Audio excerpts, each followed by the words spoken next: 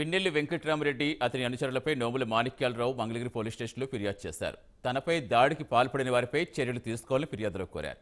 తనను చంపాలనే ఉద్దేశంతో ఏజెంట్గా ఉన్న తనపై దాడికి పాల్పడ్డారని వాపోయారు.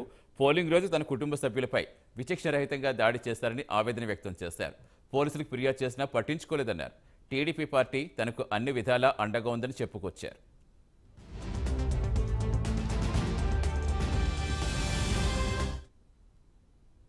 కండ్లకుంట విలేజ్, వెల్దుర్తి మండలం, పల్నాడు జిల్లా, Macherla constituency. MLA Pinnelli Ramakrishna Reddy YSRCP MLA ఎవరైతే ఉన్నారో ఆయన సొంత విలేజే నా విలేజ్. అయితే నా మీద విచక్షణారహితంగా, నా మీద మాత్రమే కాకుండా నా భార్య పిల్లల మీద కూడా కండ్లకుంటలో దాడి చేశారు. ఎంత బీభత్సం చేశారంటే అక్కడ ఉన్న వాళ్ళు మొత్తం చూశారు. ఇటీవల మీడియాలో కూడా నాకు జరిగిన అన్యాయాన్ని నేను వెలుగులోకి తీసుకొచ్చి చెప్తా ఉన్నాను. సో ఇది ఖచ్చితంగా ఈ దుర్మార్గం తెలియాలనే ఉద్దేశం చెప్తా ఉన్నాను. అయితే ముఖ్యంగా అప్పటి వరకు కండ్లకుంటలో ఏజెంట్గా ఎవరూ కూర్చోలేదు. నిజానికి అంటే నేను టీడీపీ అభిమానిగా ఉన్నాను, కార్యకర్తగా ఉన్నాను. నాకున్నటువంటి రాజ్యాంగం కల్పించే స్వేచ్ఛలో భాగంగా నాకు ఇష్టం వచ్చిన పార్టీని నేను అభిమానించే హక్కు నాకు ఉంది కనుక నేను గౌరవనీయులు నారా చంద్రబాబు నాయుడు గారు అంటే నాకు చాలా అభిమానం. అలాగే మా నియోజకవర్గ ఇన్ఛార్జి జోలకంటి బ్రహ్మారెడ్డి గారు నాకు అభిమాన నాయకుడు.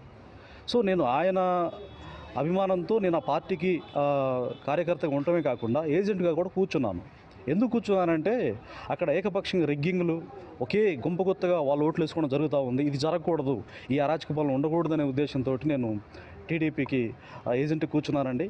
ఎమ్మెల్యే సోదరుడు పిన్నెల్లి వెంకట్రామరెడ్డి డైరెక్ట్గా బూతులోకి వచ్చి మంది మార్బలంతో వచ్చి దళితుడమైన నీకు ఎంత ధైర్యం రా అని నా కులం పేరుతో దూషిస్తూ ఇంకా ఈ మీడియా పరిభాషలో చెప్పలేని మాటలతో నన్ను భయంకరంగా తిట్టాడు.